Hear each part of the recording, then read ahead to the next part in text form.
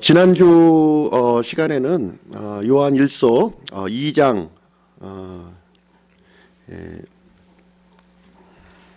15절로 17절까지의 말씀을 우리가 함께 살펴보는 시간을 이제 가졌습니다. 인생의 모든 시험이라는 제목을 가지고 이제 말씀을 살펴보았는데요. 사람은 태어나면서 이렇게 욕구를 가지고 태어납니다. 욕구를 충족시키면서 이렇게 살아가고 있는데 이 모든 인생의 욕구가 요한일서의 기록을 보니까 세 가지로 함축적으로 우리에게 이제 말씀을 해주고 있습니다. 육신의 정욕, 안목의 정욕, 인생의 자랑, 이 세 가지로 함축적으로 설명하고 있는데요. 여기 정욕이라고 하는 단어가 영어로 lust라고 했습니다. L-U-S-T. 우리가 이제 일반적으로 우리가 갖고 있는 욕구하고는 좀 이제 다른 단어입니다. 이 lust라고 하는 단어는 강한 집착을 의미하는 거예요. 우리가 보편적으로 이 육신의 필요가 있고 마음의 필요가 있고 영적인 필요가 있는 이런 부분을 얘기하고 있는 것이 아니라 굉장히 강한 집착을 가지고 있는 강한 욕망을 얘기하고 있는 것입니다. 이 마귀는 이제 이 세 가지 이 강한 사람의 욕망을 가지고 우리를 이제 그릇된 길로 인도하려고 한다 하는 내용을 이제 지난주 시간에 말씀을 드렸어요. 믿지 않는 사람들은 이런 강한 집착을 가지고서 하나님이 없는 세상, 하나님이 없는 삶을 이렇게 살아가려고 하는 것이고요. 우리 믿는 사람에게도 동일하게 이 마귀는 이 세 가지를 가지고 시험을 한다 이렇게 말씀을 드렸습니다. 그래서 육신의 정욕, 안목의 정욕, 인생의 자랑을 가지고 하나님과의 이 교제를 이 단절시키려고 하고 우리의 믿음을 이렇게 무너뜨리려고 하는 그러한 일에 사용이 된다고 이제 말씀을 드렸습니다. 예수님께서도 이 땅에 오셔서 이 동일한 시험을 이제 받으셨다 이렇게 말씀을 드렸습니다. 하나님은 누구에게도 시험을 받지 않으셔요. 그런데 예수님은 사람의 몸을 입고 이 땅에 오셨기 때문에 사람으로서 시험을 받으신 겁니다. 마귀에게 사람이 받아야 될 동일한 시험을 이제 받으셨어요. 굉장히 최악의 조건에서 받으셨습니다. 40일 동안 금식하시고 가장 최악의 상황에서 마귀의 시험 세 가지를 받으셨는데 하나님의 말씀으로 하나님의 기록된 말씀으로 이렇게 물리치시고 승리를 하셨습니다. 마찬가지로 우리 믿는 사람들도 마귀의 대적을 이제 승리를 하려면 하나님의 기록된 말씀을 통해서 우리는 승리하는 삶을 살 수가 있다고 하는 사실을 우리에게 알려주신 거예요. 그러기 위해서는 우리가 하나님의 말씀을 잘 알아야 됩니다. 하나님의 말씀을 잘 알아야 마귀의 이런 시험을 이것이 시험이구나 하는 것을 알 수가 있는 것이고요. 이 시험을 우리가 극복할 수 있는 대적할 수 있는 그런 힘이 생기게 되는 것입니다. 그래서 우리 구원받은 사람들은 이 땅에 이제 없어져 버릴 것들, 이 세상의 것들을 추구하지 아니하고 이 영원한 것, 이 하나님의 일을 이렇게 추구하면서 살아가야 된다 하는 내용을 지난주 시간에 우리가 알아보았습니다. 오늘은 요한일서 2장 18절부터 23절까지의 말씀을 가지고 마지막 때의 속임수다 하는 제목을 가지고 오늘 하나님의 말씀을 전하도록 이렇게 하겠습니다. 18절부터 23절까지의 이제 본문의 말씀에 들어가기에 앞서서 18절 말씀에 보면은 지금 마지막 때라고 하는 단어가 나오고 있고요. 그 다음에 적그리스도라고 하는 단어가 나오고 있습니다. 먼저 마지막 때와 이 적그리스도에 대한 이 단어의 뜻을 우리가 분명히 좀 알아야만 본문의 내용을 좀 이렇게 이해를 할 수 있기에 마지막 때와 적그리스도에 대한 부분을 먼저 설명을 드리도록 하겠습니다. 먼저 마지막 때에 대해서 이제 말씀을 드리겠습니다. 믿지 않는 사람도 보면은 요즘 시대가 말세 지말이다 이런 표현을 많이 하고 있어요. 마지막 때 중에 마지막 시대에 우리가 이제 살고 있는 것을 믿지 않는 사람도 알고 있습니다. 성경 기록에 보면 지금 이 시대가 마지막 때다 얘기를 하고 있는데 이 마지막 때가 무엇을 의미하는 건지 한번 살펴보도록 하겠습니다. 성경 기록을 보면 하나님께서 4,000년 전에 아브라함이라고 하는 사람을 이렇게 선택을 하셨어요. 아브라함을 선택하셔서 약속을 하셨는데 어떤 약속을 하셨냐면 아브라함의 이 자손을 통해서 큰 민족을 이제 세우시겠다고 이렇게 약속을 해주셨습니다. 그래서 그 민족이 바로 이제 이스라엘 민족이죠. 이스라엘 민족을 세워 주셨습니다. 그래서 이제 하나님께서는 이스라엘과 언약을 맺으면서 이렇게 인류 역사를 이끌고 나가고 계세요. 그래서 인류 역사의 중심에는 항상 이스라엘이라고 하는 나라가 이렇게 놓여 있다고 하는 사실을 우리는 알 수가 있습니다. 이스라엘이라고 하는 민족은 굉장히 특이한 민족이에요. 하나님께서 약속하셨고 하나님께서 친히 이렇게 세우신 민족이 이스라엘 민족입니다. 이 민족은 이 민족을 통해서 하나님께서는 중요한 일을 많이 이제 진행하고 계신데, 첫 번째 가장 중요한 것이 뭐냐면 하나님의 말씀을 맡기셨다는 겁니다. 이스라엘 백성에게는 하나님의 말씀, 자신의 말씀을 이스라엘 백성을 통해서 기록하게 하시고 이것을 보존하게 이렇게 하셨습니다. 두 번째 이스라엘 백성을 통해서 이제 진행하시는 것은 무엇이냐면 우리의 구원자 예수 그리스도를 메시아를 이스라엘을 통해서 보내시겠다고 약속을 해주신 거예요. 지금 2000년 전에 이제 그 메시아가 이제 이 땅에 이제 오셨습니다. 그리고 또 한 가지는 이 이스라엘 백성을 통해서 이 땅에 하늘의 왕국을 세우시겠다는 겁니다. 이 땅에 이스라엘 백성이 으뜸 민족으로 이렇게 삼으셔서 이 지상에 가시적으로 하늘의 왕국을 세워주시겠다 하는 것이 이제 하나님의 이제 계획이 되겠습니다. 이제 마침내 이제 그 때가 충만히 차서 메시아가 이 땅에 오시게 되었어요. 메시아 예수님이 이 땅에 오셨는데 이 자신의 백성인 이스라엘 백성들이 하나님께서 보내신 이 메시아를 거부하는 일이 발생을 한 겁니다. 거부를 한 거예요. 뿐만 아니라 이 메시아로 오신 예수님을 십자가에 못 박고 이 죽이는, 처형시키는 그러한 일을 진행한 겁니다. 그래서 하나님께서는 이스라엘을 통해서 이 하나의 이 역사를 쭉 이끌고 가시는데, 이 메시아를 이제 처형을 하게 되니까 이스라엘을 향한 그 계획이 중단이 된 겁니다. 중단이 되고 이렇게 연기가 됐어요. 그러면서 이 십자가에서 죽으신 예수님을 통해서 온 세상의 사람의 죄를 이 예수님한테 이렇게 얹어 놓으시고 이 하나님과 사람 사이에 화해 헌물이 되게 하신 거예요. 화해 헌물이 되게 하셨습니다.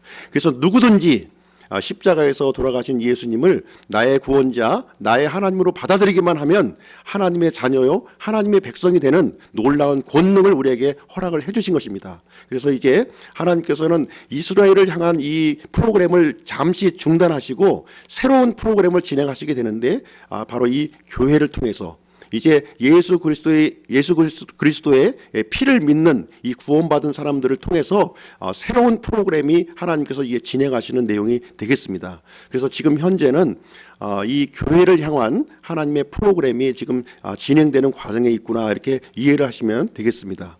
근데 이 교회 프로그램은 영원토록 지속되는 게 아니에요. 이 교회 프로그램은 끝나는 때가 있다는 겁니다. 끝나는 때가 언제냐면 성경 기록을 보면 예수님이 이제 공중 재림해서 이 땅에 오시게 되는데, 그때 이 땅에 있던 교회가 이제 하늘로 들림을 받는, 휴거받는 때가 이제 오게 됩니다. 그때가 되면 교회 시대가 이제 마감이 되는 거예요. 교회 시대가 이제 마감이 되고 종결이 됩니다. 그러면서 이 땅에서는 다시 그동안 중단되었던 이스라엘과 관련된 이 역사를 하나님께서 또 이끌고 가시게 됩니다. 그 시기가 7년 환란기라고 보통 부릅니다. 7년 환란기.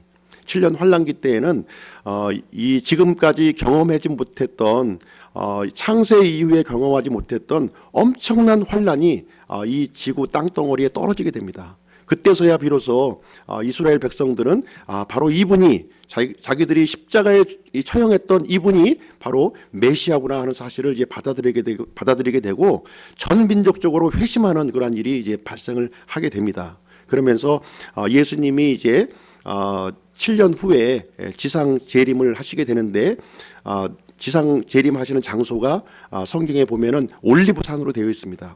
올리브산에 내려오셔서 이 온 민족들을 이제 심판을 하시게 돼요.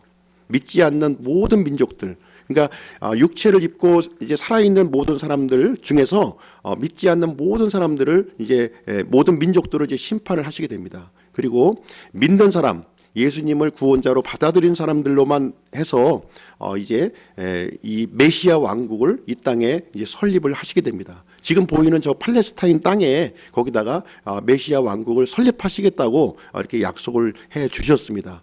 그래서 1000년 동안 이제 메시아 왕국이 쭉 이제 진행이 되는 것입니다. 현재의 시점은 이제 이스라엘을 향한 약속은 중단된 상태고요. 지금 교회를 향한 이런 이제 프로그램이 지금 이제 진행이 되고 있는 겁니다. 이런 상황에서 마지막 때란 과연 어떤 것인가? 이 성경에서 얘기하는 이 마지막 때의 개념에 대해서 한번 말씀을 드리도록 하겠습니다. 우리 성경 말씀을 좀 찾아볼 텐데요. 베드로전서 말씀을 보겠습니다. 조금 앞장으로 조금만 넘기시면요. 베드로전서 1장 20절 말씀 보시도록 하겠습니다.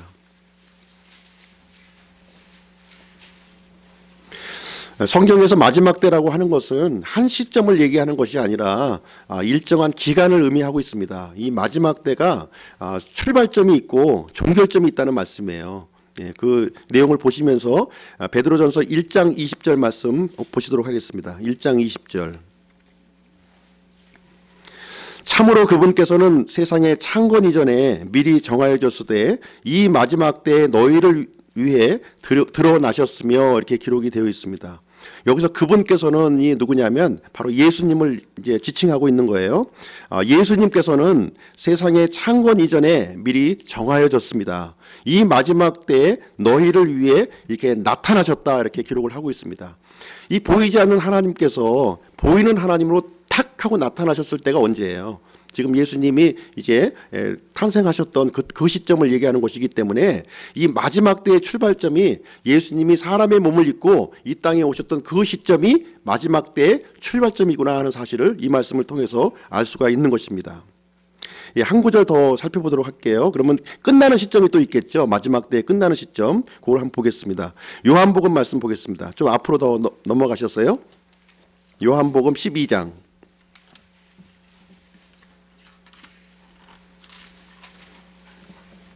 요한복음 12장 48절.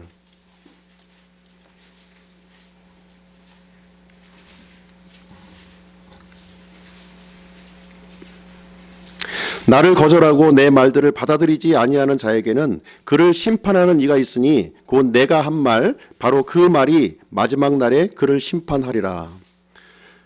여기서 나는 바로 예수님을 얘기하고 있는 건데요. 예수님으로 바꿔서 제가 한번 말씀드릴게요. 예수님을 거절하고 예수님의 말을 받아들이지 아니하는 자에게는 그를 심판하는 이가 있으니 곧 예수님이 한 말 바로 그 말이 마지막 날에 그를 심판하리라 이렇게 기록이 되어 있습니다. 예수님의 말을 받아들이지 않는 사람들에게 심판을 행하신다. 심판을 행하시는 분이 바로 예수님이다. 이 내용을 얘기하고 있는 겁니다. 예수님이 심판을 하시는데 예수님이 아직 심판 안 하셨죠. 예수님이 심판하시는 때가 있는데 언제냐면 이제 교회 시대가 마감이 되고 예수님이 공중 재림 이렇게 하시게 되면 우리 믿는 사람들이 공중으로 들림을 받게 돼요. 들림을 받게 돼서 하늘에서 어린 양의 혼인 잔치가 이루어집니다. 우리는 교회 이제 예수님의 신부잖아요. 그래서 예수님의 신부의 신분으로 하늘의 들림을 받아서 이제 혼인 잔치를 하게 되는데 혼인 잔치를 하기 전에 믿는 자들에 대한 심판을 예수님이 진행을 하십니다. 그때 믿는 자들의 심판을 진행하는 거예요. 하나님의 심판은 먼저 하나님의 집에서부터 먼저 심판이 이루어져요. 이 예수님의 심판, 그리스도의 심판은 이 지옥에 보내는 심판이 아니에요. 지옥에 보내는 심판이 아니라 우리 믿는 사람들을 위한 심판이기 때문에 이 땅에서 얼마만큼 믿음의 삶을 살았느냐에 따라서 주어지는 보상의 심판이 되겠습니다. 그 보상의 심판을 해주시는 분이 예수님이세요. 그리고 이제 예수님이 7년 동안 쭉 이렇게 있으시다가 지상으로 이제 내려오시게 돼요. 지상으로 내려오시게 되면은 예수님께서 이 믿지 않는 모든 사람들, 온 민족들을 심판을 하신다고 이렇게 말씀을 해주셨어요. 아마겟돈 전쟁이 일어나고 믿지 않는 모든 민족들, 양민족과 염소민족으로 이렇게 분리를 해서 이 염소민족들을 심판을 해서 지옥으로 보내시는 일을 거기서 진행하시게 됩니다. 이것이 이제 예수님이 행하시는 두 번째 심판이 이제 되는 겁니다. 그리고 이제 예수님이 마지막으로도 심판하시는 때가 있는데 그것은 언제 심판을 하냐면 이 땅에 이제 7년 환란기가 끝나고 이제 메시아 왕국이 1000년 동안 쭉 진행이 됩니다. 1000년 왕국이 끝나게 되면 이제 사탄이 1000년 동안 묶여 있다가 풀려나요. 그러면서 이제 사탄과 또 이렇게 합세를 해서 예수님을 반역하는 일을 이제 진행을 하게 됩니다. 그러면서 이제 반역하던 모든 무리들을 예수님께서 하늘에 불을 내려가지고 완전히 소멸시키는 일을 이제 진행을 하시고요. 그러면서 신 왕좌 심판이 이제 열려져요. 그때에는 세상의 창건 이후로 믿지 않았던 모든 사람들의 몸의 부활이 그때 이루어지는 겁니다. 그때 모든 믿지 않은 사람들이 다 이제 부활을 해서 마지막 최종 심판을 이제 받게 되는데, 그때 이제 행위에 따라서 심판을 이제 진행을 하십니다. 그러면서 그 사람들을 이제 불호수, 영원한 형벌의 장소, 불호수로 보내요. 그때는 지옥에 있는 사람들까지 다 끄집어내서 불호수로 이제 집어넣는 그런 심판을 이제 진행하시게 됩니다. 그래서 이제 마지막 때라고 하는 것은 이제 좀 이 대상에 따라서 조금씩 달라지고 있어요. 누구를 대상으로 하느냐에 따라서 이 마지막 때라고 하는 개념이 조금씩 달라지고 있는데, 모든 인류의 마지막 때라고 이렇게 했을 때에는 예수님이 사람의 몸을 입고 이 땅에 오셨을 때를 출발점으로 해서 최종 심판, 최후의 심판인 신왕자 심판 때까지, 이때가 이제 마지막 때다 이렇게 보시면 되겠습니다. 그리고 이스라엘을 향한 마지막 때를 이렇게 본다면, 이스라엘 사람들은 예수님이 초림하실 때에는 이제 예수님을 메시아로 받아들이지 않았어요. 그렇죠? 그리고 이제 7년 환란기 때 가서야 예수님이 공중 재림하셨을 때에야 그때 메시아로 받아들이는 일을 이제 진행하시게 됩니다. 이스라엘을 향해서 이제 마지막 때라고 한다면 이 공중 재림하시는 그때부터 천년왕국 때까지가 이 마지막 때다 이렇게 좀 이렇게 살펴볼 수가 있고요. 교회를 대상으로 해서, 우리 신약 성도들을 대상으로 해서 이제 마지막 때라고 한다면 교회 시대의 그 출발점과 마지막점이 우리 알아봤잖아요. 그죠? 오순절날 시작이 돼서 예수님이 공중 재림할 때 우리 이제 교회 시대가 마감이 되는데, 오순절부터 공중 재림까지가 마지막 때구나 이렇게 이해를 하시면 되겠습니다. 우리 구원받은 사람들은 7년 환란기를 통과하지 않아요. 우리는 7년 환란기를 통과하지 않는 것으로 믿습니다. 우리는 그 전에 우리는 공중 재림 해서 공중에서 우리 주 예수님을 이제 만나게 된다 이렇게 기록을 하고 있습니다.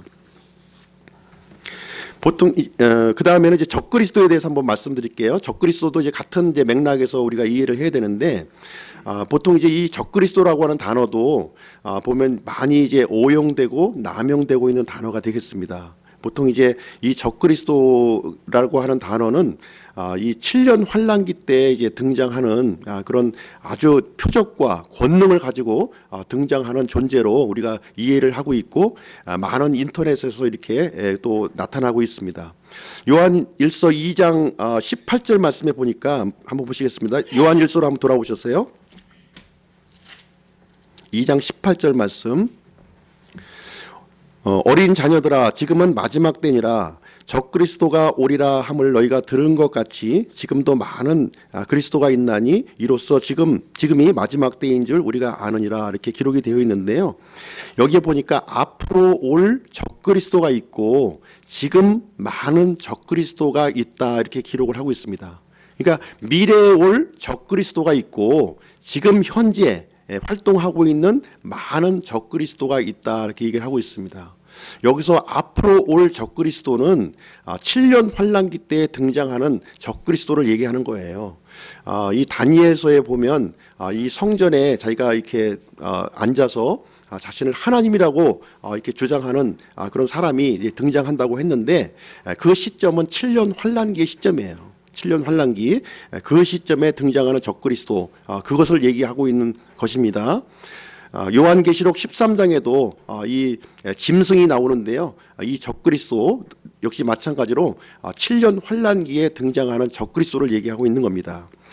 근데 오늘 이제 지금 현재 활동하고 있는 많은 적그리스도가 있다 이렇게 말씀을 드렸어요. 이 많은 적그리스도는 7년 환란기 때 등장하는 적그리스도가 아니라 그에 앞서서 이렇게 등장하고 있는 이 거짓 사역자들, 예수님이 그리스도라고 하는 사실을 인정하지 않고 있는 그 거짓 사역자들이 바로 적그리스도구나 이렇게 보시면 되겠습니다. 사실 이제 우리 신약 성도에게는 환란기에 등장하는 적그리스도하고는 사실 관련이 없어요. 직접적인 관련이 없는 겁니다.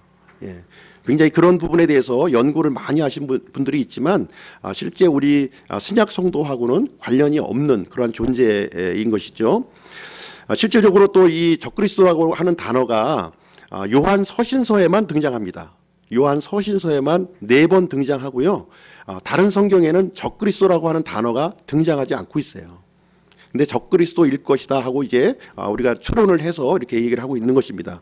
그럼 우리 요한 서신서에 나오는 적그리스도를 한번 구절들을 살펴보면서 적그리스도가 과연 어떤 존재인가, 지금 우리 이 교회 시대에 등장하고 있는 이 많은 적그리스도들이 어떤 존재인가, 그 정의에 대해서 한번 살펴보도록 하겠습니다. 우리가 18절 말씀은 보았고요. 22절 말씀 보시겠습니다. 2장 22절. 2장 22절에 보면 예수님께서 그리스도이심을 부인하는 자가 아니면 누가 거짓말하는 자냐, 아버지와 아들을 부인하는 자는 적그리스도니라, 이렇게 말씀하고 있습니다.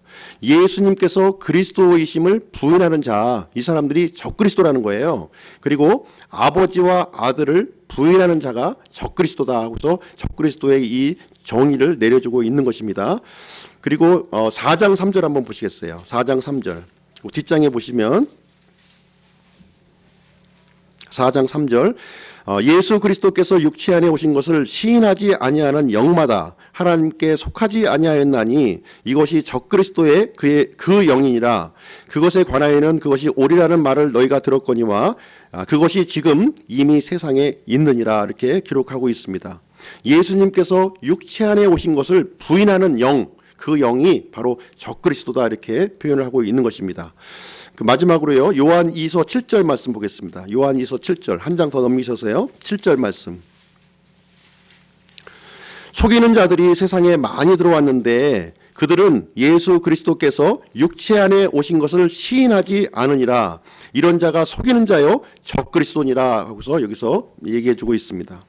적그리스도의 가장 큰 특징이 뭐냐면 거짓말하는 자고 속이는 자라는 거예요. 무엇을 거짓말하고 무엇을 속이냐 하면은 예수님이 육체 안에 오신 것을 시인하지 않는 사람이나 영을 얘기하고 있는 것이고, 예수님이 그리스도이심을 부인하는 자가 바로 이제 적그리스도다, 이렇게 표현을 하고 있는 것입니다.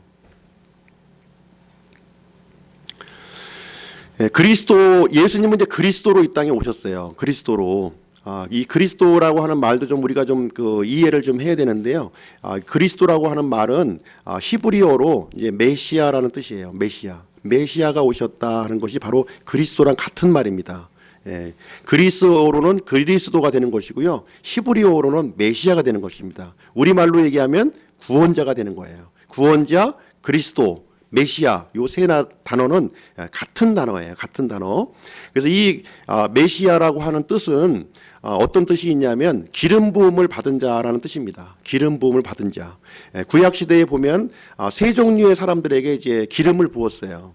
누구냐면 첫 번째로 왕에게 기름을 부었고요. 두 번째로는 제사장들에게 기름을 부었습니다. 세 번째는 이 대언자들에게 기름을 부어서 그 직무를 수행하도록 이렇게 했습니다. 예수님이 그리스도라고 하는 것은 무엇이냐면 이 세 가지 직무를 수행하시는 분이다, 이렇게 이해를 하시면 되는 겁니다. 그래서 예수님은 이 땅에 이제 사람의 몸을 이 땅에 오셔서 3년 반의 공생의 기간을 이렇게 사셨습니다. 그 공생의 삶의 기간이 바로 이 대언자로서의 직무를 수행하는 그런 삶이었습니다. 그리고 십자가에서 죽으시고 이게 부활하셔서 하나님 보좌 우편에 지금 이제 계신데, 지금은 이제 어떤 직무를 수행하고 계시냐면 대제사장의 직무를 이제 수행하고 계시는 거예요. 지금 현재는. 그리고 이제 앞으로 예수님이 이제 재림하시게 되는데, 그때는 어떤 모습으로 우리에게 오시냐면 왕들의 왕이요 주들의 주로 이 땅에 오시게 됩니다. 다시 얘기하자면 통치자로서 이 땅에 오시는 거예요.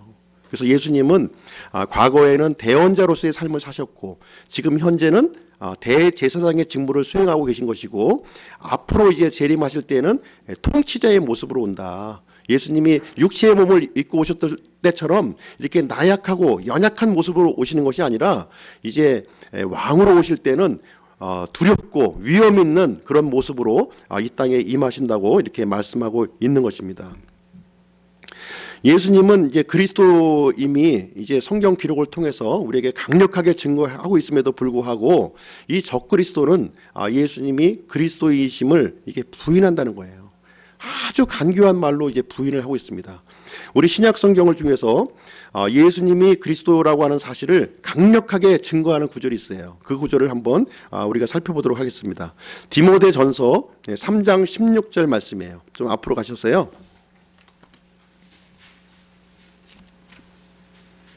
디모데전서 3장 16절.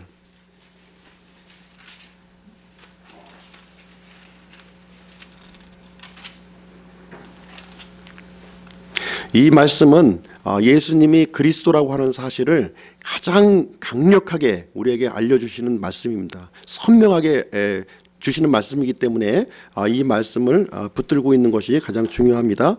제가 읽어보겠습니다. 논쟁의 여지가 없이 하나님의 성품의 신비는 위대하도다. 하나님께서 육체 안에 나타나시고 성령 안에서 의롭게 되시고 천사들에게 보이시고 이방인들에게 선포되시고 세상에서 믿기시고 영광 속으로 올려져서 영접을 받으셨느니라, 이렇게 기록을 하고 있습니다. 논쟁의 여지가 없이 하나님의 성품의 신비가 위대하다, 이렇게 기록을 하고 있습니다. 위대한 하나님의 성품에 대해서 지금 사도 바울은 우리에게 알려주고 있는 것입니다. 첫 번째로 위대한 성품의 신비는 무엇이냐면 하나님께서 육체 안에 나타나셨다고 하는 사실입니다. 하나님께서 육체 안에 나타나셨다고 하는 사실이 위대한 신비예요. 개역 성경에 보면 그가 육체 안에 나타나셨다, 이렇게 기록하고 있어요. 그가. 앞뒤 구절로 얘기하면은 예수님이 이제 그가죠. 예수님이 육체 안에 나타나셨다, 이렇게 기록하고 있는데 이것은 이제 예수님의 신성을 부인하는 말씀이 되겠어요. 예수님이 육체를 입으신 것은 신비가 아닙니다.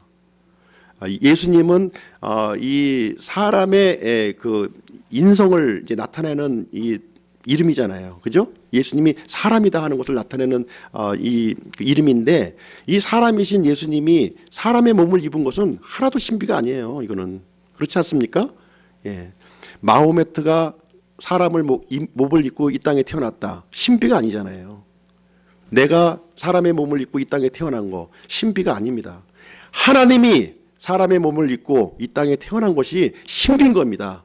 보이지 않는 하나님이 보이는 하나님으로 나타나신 거, 육체 안에서, 이것이 신비인 거예요. 첫 번째 신비입니다.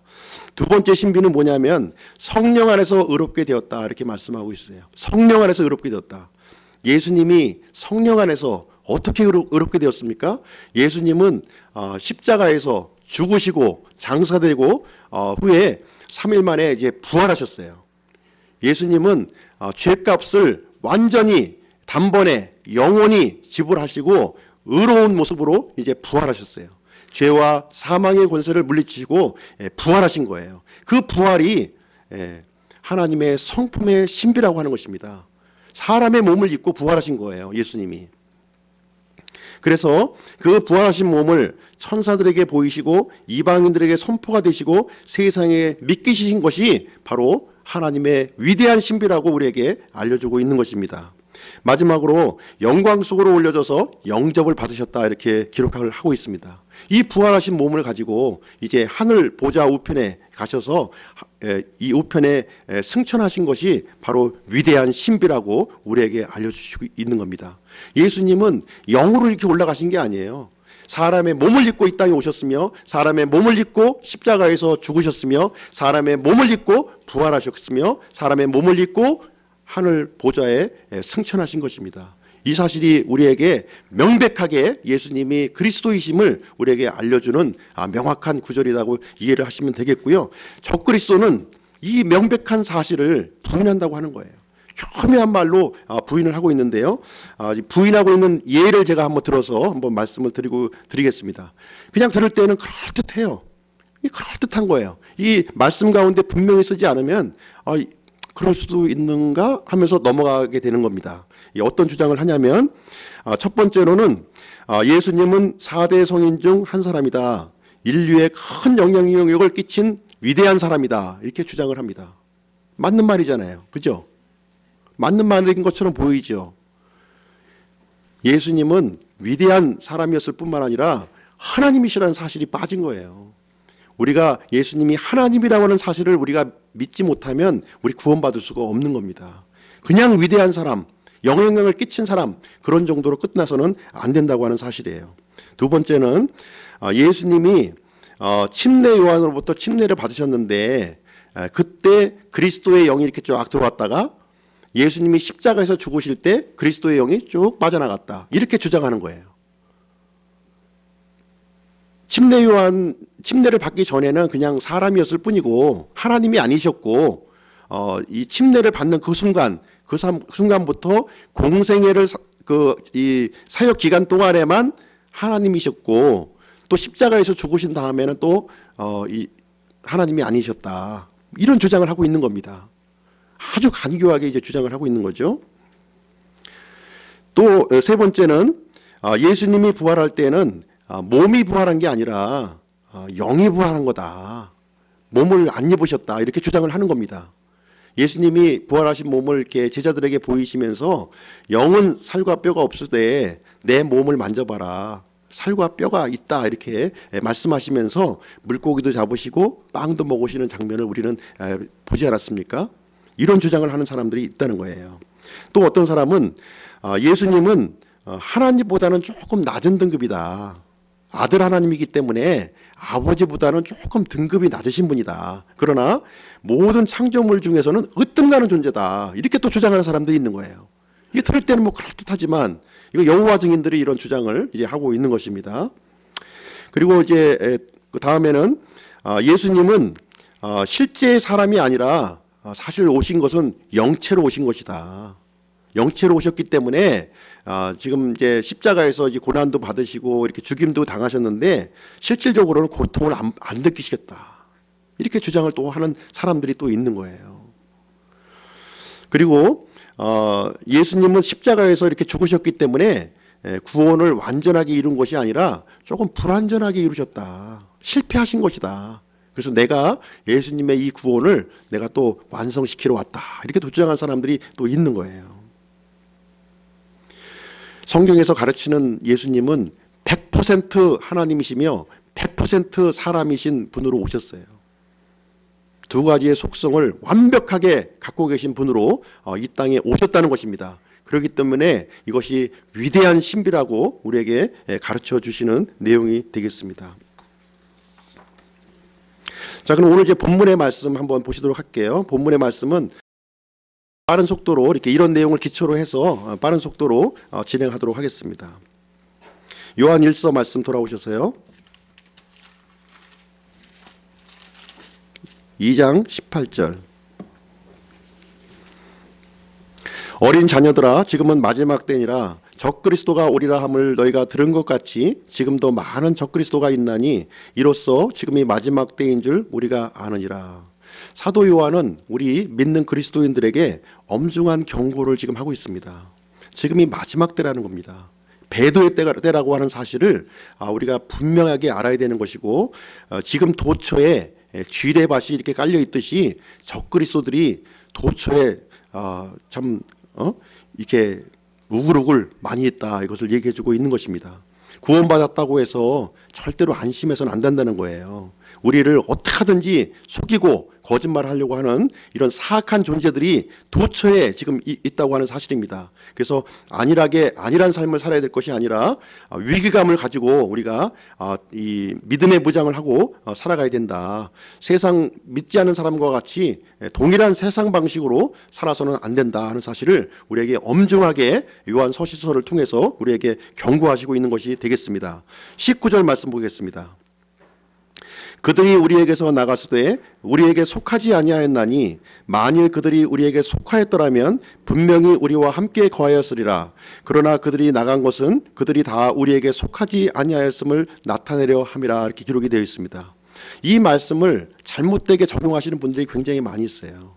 물리적으로 우리하고 함께하면 구원받은 사람이고 물리적으로 우리와 함께하지 않으면 저 사람은 구원받지 않은 사람이다, 이렇게 주장을 하면서 이게 올가매는 사람들이 있습니다. 이 교회 안에 올가매고 있는 거예요. 우리하고 함께하면 구원받은 거고 떠나가면 저 사람 구원 안 받은 사람이야. 이렇게 주장을 하는 사람들이 있는데 바로 이 구절을 가지고서 딱 이용하는 거예요. 이 구절을. 물리적으로 이것을 함께 하느냐 함께 하지 않느냐 가지고서 이 말씀을 얘기하고 있는 게 아니에요. 그런 쪽으로 말씀을 적용해서는 안 된다고 하는 사실입니다. 이 얘기는 무슨 얘기를 하냐면 명백한 진리를 거부하는 사람들을 얘기하고 있는 거예요. 명백한 진리를, 예수님이 그리스도라고 하는 사실, 이 사실을 명백하게 거부한 사람은 우리 믿음의 교제권에 함께 있을 수가 없다고 하는 사실이에요. 예수님이 그리스도라고 하는 이 믿음을 확고하게 갖고 있는 사람들은 이 믿음의 교제권에 우리가 함께 있는다고 하는 겁니다. 물리적으로 함께 있느냐 안 하느냐 그걸 얘기하는 것이 아니라 예수님 안에 우리 교제권이 함께 하느냐 안 하느냐 그것을 얘기한다는 사실을 명확하게 우리는 이해할 필요가 있는 것입니다. 20절 말씀 보겠습니다. 20절도 굉장히 오해가 많이 되고 있는 구절인데요. 20절, 그러나 너희는 거룩하신 분에게서 기름 부음을 받고 모든 것을 아느니라, 이렇게 기록이 되어 있습니다.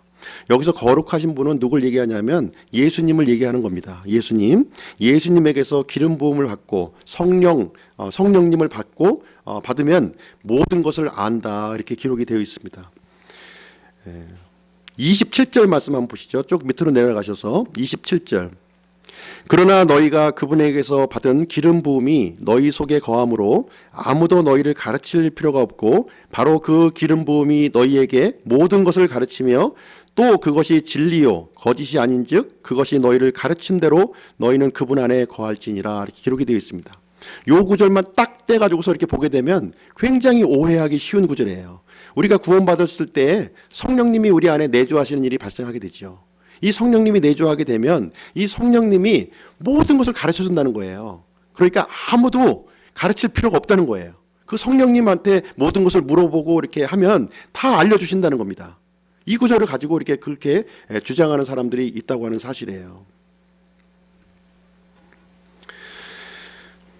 이 내용은 이제 그걸 얘기하고 있는 것이 이제 아님을 우리는 성경 전체의 내용을 통해서 우리는 알 수가 있습니다. 우리가 구원받았을 때 성령님이 내주하셔요. 기름 부음이 우리 안에 내주하시는 건 분명한 사실입니다. 우리가 구원받는다고 하는 것은 갓난 아이로 출생하는 거하고 똑같아요. 우리가 구원받았으면 새로운 생명으로 출생하는 거기 때문에 갓난 아이로 출생하는 거예요.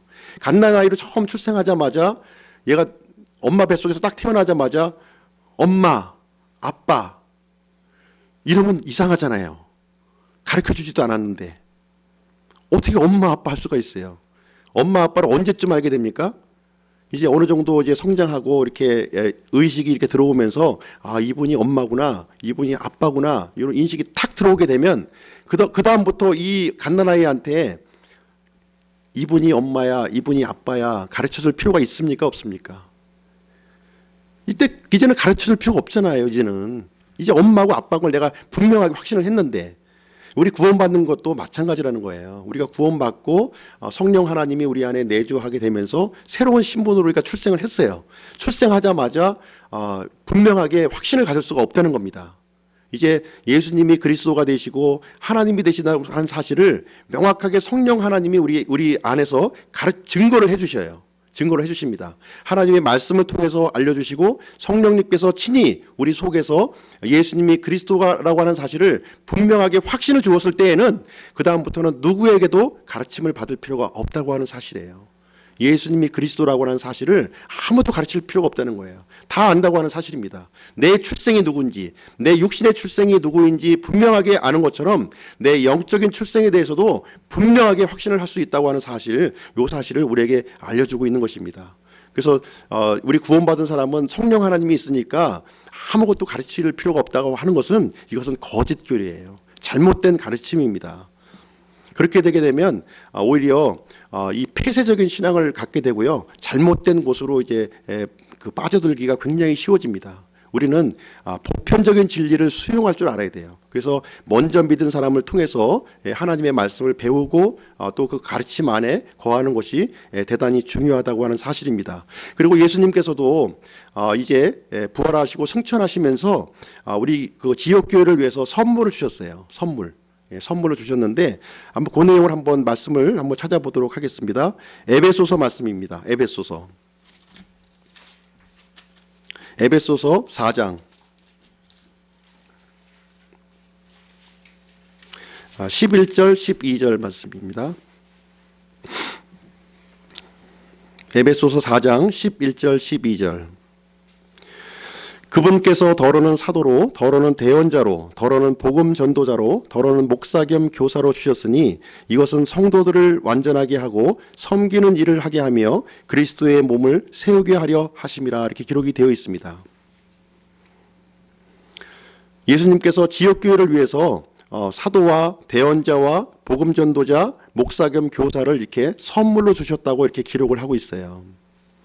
지금 이 시대에는 하나님의 성경이 완성되었기 때문에 더 이상 사도나 대언자는 지금 존재하지 않습니다. 그렇지만 이 복음 전도자, 저와 같은 복음 전도자라든가 또 목사 겸 교사를 이렇게 주셔서 이 성도들이 하나님의 말씀을 올바르게 잘 알 수 있도록 그 돕는 일을 하도록 하기 위해서 선물로 주셨다고 이렇게 가르치고 있는 것입니다. 그래서 이 구절을 가지고 아무도 가르쳐 줄 필요가 없다는 말로 이렇게 이해하면 대단히 곤란해지는 거예요.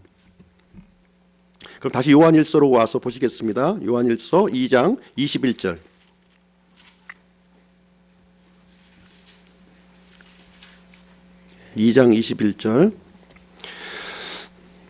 내가 너희에게 쓴 것은 너희가 진리를 알지 못하기 때문이 아니라 진리를 알기 때문이요 또 어떤 거짓말도 진리에서 나지 아니하기 때문이라.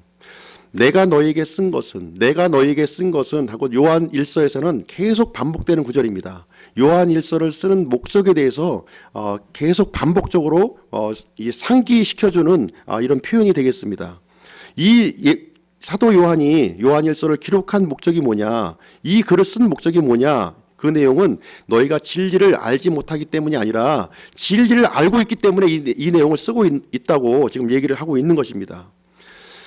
이 진리와 거짓말은 분명하게 구별이 되는 거예요. 빛과 어두움이 구별되듯이 분명하게 구별되는 것입니다. 우리는 진리 안에 이렇게 있어야 되는 거예요. 진리 안에 있어야 되는 것이지, 우리 믿는 사람들 중에서 자꾸 이제 이 비진리를 연구하시는 분들이 많아요. 비진리. 이 마귀에 대해서 연구하고 또 이단에 대해서 연구하고 아니면은 요즘 또 이제 유명한 그 신세계 질서에 대해서 연구하고 또 적그리스도와 적그리스도의 표에 대해서 연구하고 이제 그런 분들이 굉장히 많이 있어요. 우리가 비진리를 연구하는 것이 나쁘다고 하는 것을 말씀드리는 건 아니에요. 그러나 너무 비진리 쪽에 너무 이게 치중하게 되면 비진리의 영향을 받을 수밖에 없는 것이 우리 사람이에요. 그러니까 우리는 진리와 함께하고 진리를 연구하기도 지금 시간이 너무 바쁘지 않습니까? 우리하고 상관이 없는 이 환란 시대에 너무 지나친 시간을 할애해서 거기를 연구하는 데 시간을 보낼 필요가 없다고 하는 사실입니다. 우리는 앞으로 오실, 우리를 이제 공중으로 이제 우리를 들어올리실 그 예수님에 대해서만 알기만 해도 시간이 너무나도 바쁘고 그분을 위해서 이 땅의 삶을 살기에도 너무나도 바쁜 시간을 우리가 보내고 있다는 말씀이 되겠습니다. 22절 말씀 볼게요. 22절. 요한일서 2장 22절. 예수님께서 그리스도이심을 부인하는 자가 아니면 누가 거짓말하는 자냐? 아버지와 아들을 부인하는 자는 적그리스도니라. 이렇게 기록을 하고 있습니다. 우리 구원받은 사람들은 예수님이 그리스도라고 하는 사실 부인합니까? 안 합니까? 부인하지 않아요. 목에 칼이 들어와도 부인하지 않습니다. 물론 이제 겉으로는 이제 목에 칼이 들어오면 이제 부인할 수가 있겠죠. 저는 있다고 봅니다. 근데 속으로는 그래도 아니야. 내가 입으로는 내가 부인했지만 내 속으로는 아니야. 이렇게 할 겁니다. 그렇지 않습니까? 실제 구원받은 사람이라면 그러겠죠. 예? 칼이 무서워가지고 좀 이렇게 좀 잘못 얘기할 수는 있었겠지만 그 속으로는 아니야. 여전히 예수님이 그리스도이심을 나는 믿어. 예? 그 말씀을 이제 하나님께서 이제 아시리라고 생각합니다. 그렇다고 해서 입으로 부인하라는 말씀은 아니에요. 입으로도 분명하게 우리가 담대하게 목에 칼이 들어와도 우리가 인정할 수 있어야 되겠습니다. 이 교묘한 말로 이렇게 속여요. 교묘한 말로. 예를 들면은 우리가 어떻게 100% 믿음으로만 우리가 구원받느냐. 조금 행위가 좀 있어야지. 조금 행위는 좀 보태줘야지. 어떻게 낯간지럽게 어떻게 100% 우리가 믿음으로만 구원받을 수 있느냐 얘기합니다. 행위 단 0.01%도 안 들어갑니다. 우리 구원받을 때는 오직 예수님께서 나를 위해서 이루신 그 십자가의 사건, 객관적인 사건을 내가 믿음으로 받아들이는 거지 내 안에서 어떤 이 선한 행위, 선한 습성 이것은 개입할 여지가 전혀 없다. 이 복음에는 하나님의 온전하신 작품이에요. 이 복음은 완벽한 작품입니다. 그 완벽한 작품을 내가 믿음으로 선택하느냐 선택하지 않느냐 거기에 달려 있는 거예요. 내가 정성을 조금 기울이면은 어떻게 좀 구원받는 데 조금 도움이 될까? 이것은 사악한 교리예요. 나쁜 교리입니다. 그런 믿음은 우리가 받아들여서는 안 되는 것이고요. 그리고 영적으로 좀 신비한 체험을 좀 얻어야 된다. 좀 성령님이 계시기 때문에 영적으로 좀 이게 신비한 체험을 좀 이렇게 주장하시는 분들이 있습니다. 또 아니면은 이게 번영신학, 우리 성공신학이라고 그러죠. 성공신학, 이렇게 좀 뭔가 좀 이렇게 내가 많은 것을 이렇게 이루어서 하나님께 영광을 좀 돌려야 된다. 또 종교 통합을 주장하시는 분들, 이런 사람들이 있습니다. 우리의 믿음은 이런 외적인 어떤 그런 것에 근거하는 것이 아니라 이 하나님께서 이루신 이 십자가의 사건, 그 객관적인 사실에 근거한 믿음을 우리는 가져야 된다는 것을 말씀을 드립니다. 23절 한번 보시겠어요? 23절.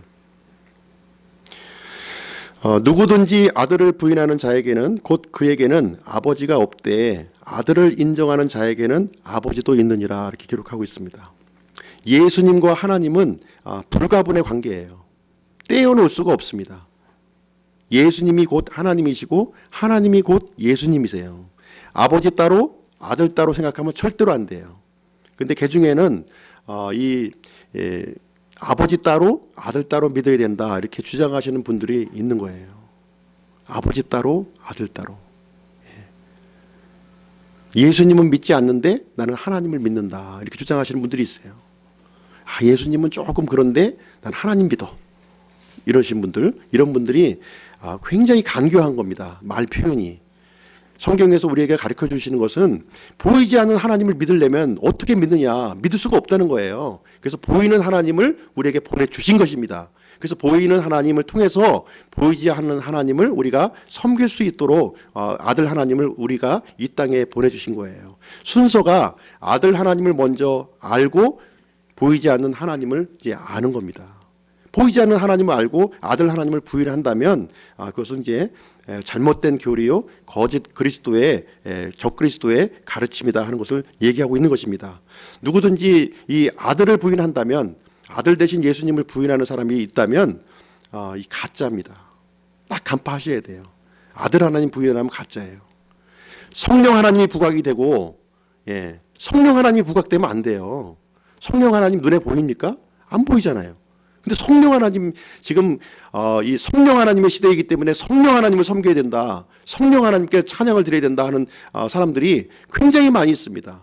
지금 대부분의 그 은사 집회나 이런 교회를 가보면 예수님보다도 성령 하나님을 섬겨야 된다고 성령 하나님을 은혜를 영화롭게 해야 된다고 주장하시는 분들이 굉장히 많이 있어요. 하나님께서는 예수님을 통해서만 예수님을 통해서만 하나님 앞에 갈 수 있다고 이게 말씀을 해 주셨습니다. 그 사실을 명확하게 갖고 있어야 되지 놓치면 안 돼요. 이 적그리스도의 가르침이라고 하는 것이 그 생뚱맞게 새로운 얘기를 우리에게 알려주는 것이 아닙니다. 하나님을 이렇게 영화스럽게 해야 된다 이게 합니다. 그럼 예수님은 쭉 빼버려요. 성령 하나님을 영화스럽게 해야 된다. 예수님 쭉 빼버려요. 이 가짜라는 겁니다. 이거는 하나님은 예수님을 통해서 영광을 받으시기를 이제 원하셨다고 하는 사실이에요. 우리 마태복음 말씀 한번 보시도록 하겠습니다. 마태복음. 또 제가 얘기하는 것이 거짓말일 수 있으니까 하나님 말씀을 딱 봐야죠. 마태복음 17장.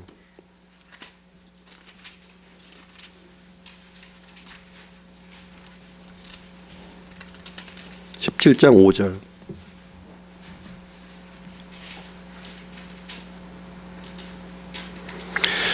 예수님이 이제 세 제자를 데리고 이제 변화산에 올라가 계신 이제 그 내용을 이제 기록하고 있는 내용인데요.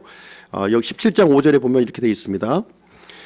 그가 아직 말할 때 보라 빛나는 구름이 그들을 덮더니 보라 그 구름 속에서 한 음성이 나서 이르시되 이 사람은 내 사랑하는 아들이라 내가 그를 매우 기뻐하노니 너희는 그의 말을 들으라 하심으로 이렇게 기록이 되어 있습니다.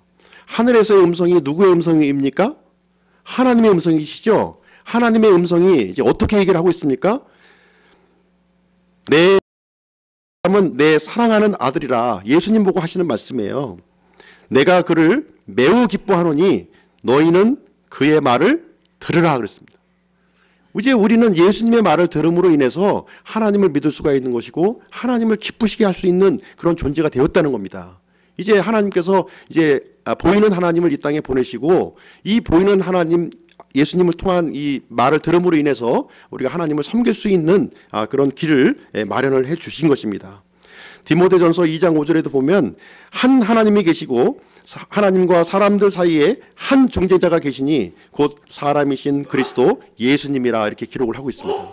하나님과 우리 사람 사이에 중재자가 성령님이라고 얘기하신 적이 전혀 없어요. 오직 아들 하나님 예수님을 통해서만이 하나님께 나아갈 수 있는 길이 분명하게 열리고 있는 것입니다. 우리는 예수님을 통해서 하나님 앞에 갈 수가 있고, 예수님을 통해서 하나님과 교제를 할 수가 있고, 예수님을 통해서 하나님께 영광을 돌릴 수 있다, 이 얘기를 우리에게 알려주시고 있는 것입니다. 결론을 내리도록 하겠습니다. 지금 우리는 마지막 때에 살고 있어요. 마지막 때 중에서도 제일 마지막 시점에 살고 있습니다. 지금 도처에 지금 미혹하는 자들, 속이는 자들, 적그리스도들이 이렇게 우글우글 등장하고 있다 얘기를 하고 있습니다. 이 사람들이 머리에 뿔 달리고 돌아다니고 있는 게 아니에요. 이 사람들이 굉장히 점잖은 모습으로, 어떻게 보면 저 같은 모습으로 넥타이 매고 정장 입고 왔다 갔다 해요. 그러면서 얘기를 하는 겁니다. 근데 그 속을 이렇게 잘 들여다보면 예수님이 그리스도이심을 부정하고 예수님이 하나님과 우리 사이의 중재자이심을 부정하는 그 일을 진행하고 있는 겁니다. 아주 간교하게 진행하고 있어요. 말로는 하나님께 영광이에요. 하나님을 찬양하라 그러면서 그 중간에 있는 내용을 보면 다른 것을 싹 갖다 집어넣어서 진행을 하고 있는 겁니다. 성경대로 믿는다고 하는 사람들이 이제 하나님의 말씀을 들고 그런 일을 하고 있어요. 우리는 이제 믿음 안에 굳건히 서야 됩니다. 믿어야지 이게 아니라, 이 믿음은 하나님의 말씀 위에 우리는 기초를 둬야 됩니다. 하나님의 말씀이 무엇이라고 하는지 그 기초 위에서 우리는 이제 세워야 됩니다. 믿는 사람도 이렇게 마귀는 넘어뜨리려고 마귀의 사역자들을 이용해서 이게 노력을 하고 있습니다. 믿지 않는 사람들은 구원받기가 더 어려워요. 지금 상황이 구원받기가 더 어렵습니다. 믿는 사람도 힘들고요, 믿지 않는 사람도 굉장히 힘들어요. 다 이 마귀의 이런 그 속임수와 이것을 통해서 내 믿음을 이렇게 굉장히 가볍게 버리고 있는 겁니다. 하나님께서 주신 이 믿음이 얼마나 소중한데, 이 소중한 믿음인데 이거를 너무 가볍게 취급하는 거예요. 마치 그 에서가, 에서 아시죠? 그 야곱의 두 아들, 그 이삭의 두 아들 에서와 이제 야곱이 있는데, 야곱은 좀 이제 좀 약간 간교한 그런 성격을 갖고 있었지만, 이 하나님의 이 복을 받으려고 하는 그 간절한 마음이 있었던 거예요. 간절한 마음이. 반면에 이 에서는 하나님의 복에 대해서는 관심이 없었어요. 눈에 보이는 거, 육체적인 욕망에만 이렇게 관심을 이제 많이 이제 가졌습니다. 그래서 야곱에게 이제 장자권을 이렇게 팔고 하나님의 말씀을 이렇게 소홀하게 여기는 그러한 일이 이제 일어났습니다. 우리 기쁨 침례교회 우리 성도님들은 이 하나님의 이 믿음, 이걸 소홀히 여기지 아니하고 참 귀중하게 여기고 참 굳건하게 어떻게 하면 이 믿음을 이렇게 하나님의 말씀 위에 내가 굳건하게 세워야 될 것인가. 아까 이제 그리스도의 심판석에 대해서 말씀드렸습니다. 하나님의 심판은 우리 하나님의 집에서부터 먼저 시작이 돼요. 올바로 믿었는지, 그릇되게 믿었는지, 이것부터 심판하시는 겁니다. 믿지 않는 사람들의 심판은 그 후에 하는 거예요. 그래서 우리 믿는 자들이 우리 예수님 앞에 섰을 때 부끄러운 모습 당하지 아니하고 참 그 예수님 앞에서 칭찬받는 그러한 믿음을 다 간직하였으면 좋겠습니다. 비록 우리 적은 성도들이 이렇게 모였지만 신약 교리로 이렇게 분명하게 무장을 해서 하나님을 기쁘시게 하는 우리 기쁨 진례교회 성도님들이 되기를 간절히 기원드립니다. 제가 기도하고 마치도록 하겠습니다.